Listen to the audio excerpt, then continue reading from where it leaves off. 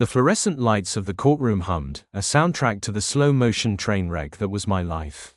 Sienna, my wife, or rather, my soon-to-be ex-wife, sat across the aisle, her posture radiating an almost unbearable smugness.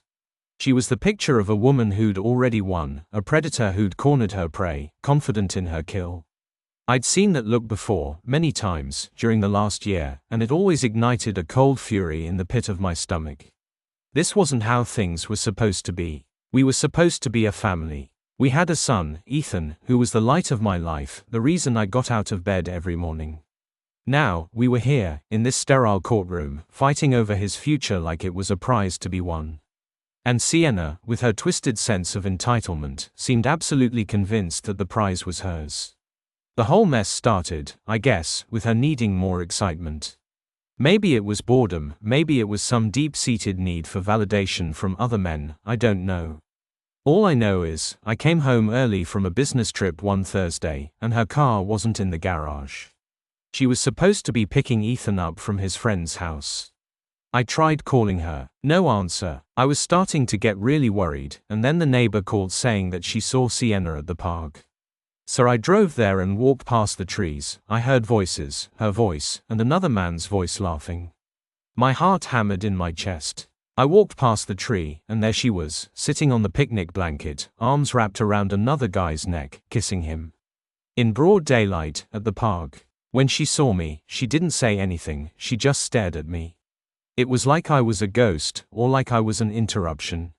She just sat there, with him. It was like I was in a movie. The subsequent weeks were a blur of shattered trust, broken promises, and the agonizing realization that the woman I loved was a complete stranger.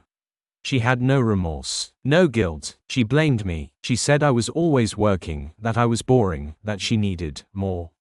So she went and found more. And the more came in the form of a series of men, whom she seemed to parade as trophies in front of her equally amoral group of friends. The divorce was a brutal dance of accusations and denials. Sienna painted me as an absent father, a workaholic who prioritized his career over his family. She twisted every situation, every memory, to fit her narrative, a narrative designed to make her the victim, and me the villain. And she was good at it, damn good. I was left reeling, trying to defend myself against her lies while still trying to be a present father to Ethan. Her cruelty didn't stop there. She dragged our friends into it, poisoning their views of me, turning our circle into a battlefield. She had this twisted gleam in her eye whenever she talked about me, a gleam that screamed of a desire to destroy me. But the most agonizing part was seeing the effect it had on Ethan, this constant tension between his parents, the whispered arguments, the awkward silences that filled the car rides. I felt like I was failing him, that my love for him wasn't enough to shield him from the ugliness of our situation. And then, there was the custody battle. It was the final showdown, the last arena where we were set to tear each other apart.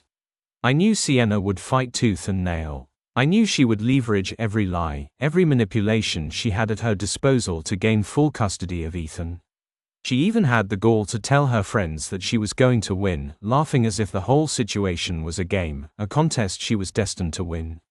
Her confidence was infuriating, but I had a plan, a carefully constructed plan I'd been working on for months. A plan that would flip the script and expose her for the cruel, self-centered woman she truly was.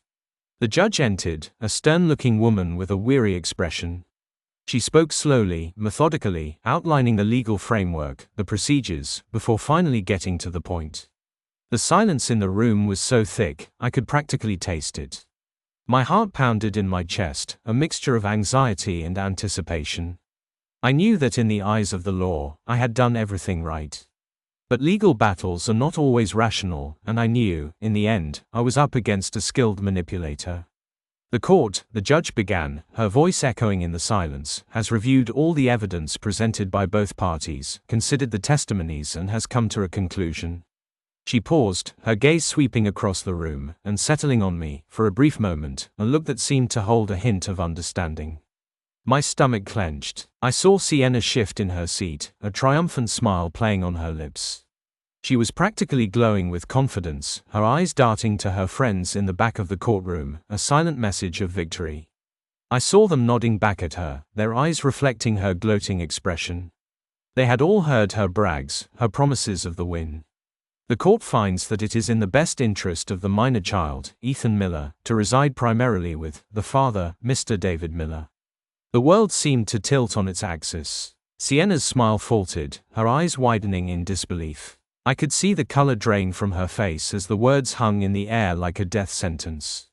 The judge continued, outlining the details of the custody agreement, the visitation schedule, her voice a steady drone in the sudden chaos of my ex-wife's mind.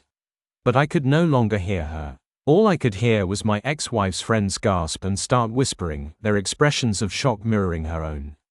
I watched, mesmerized, as Sienna's face crumpled. Her jaw dropped open, and her hand flew to her mouth, as if she were physically ill.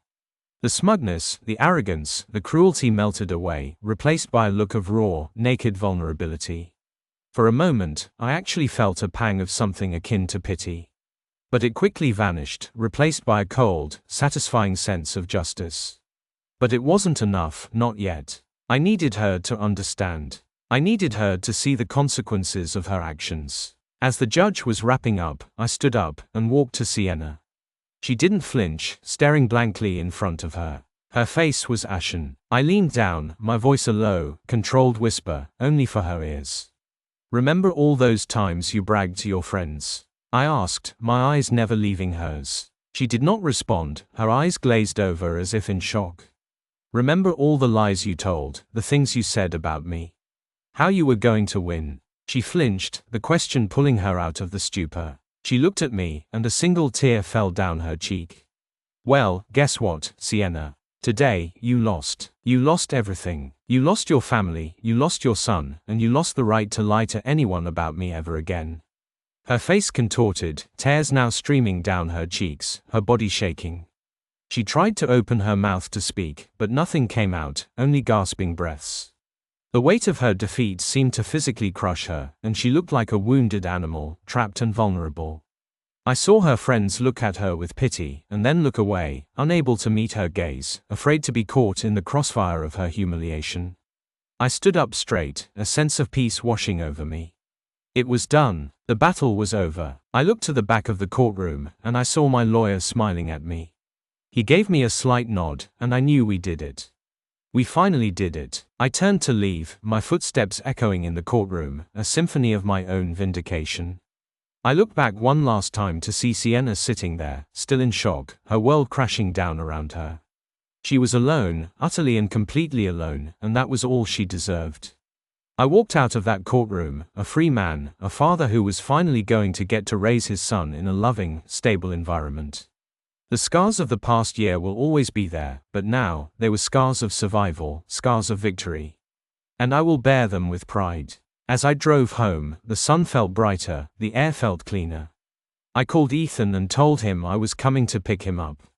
"Really?" he yelled excitedly, "Yay. Can we get ice cream?"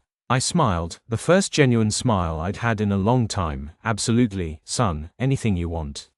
Sienna is still around, she's still technically Ethan's mother. She's not completely gone from our lives. But her visits are monitored, and she has no say in how Ethan is raised. She has lost her power over us. She's been humbled, and in her eyes, I see fear, a fear that she will never again hold power over anyone, and a fear that no one will ever respect her again. It is a fitting end for a woman who thought her lies and manipulations would go unpunished. For me, it was a very satisfying revenge. And now, I have my son, and that's all that matters.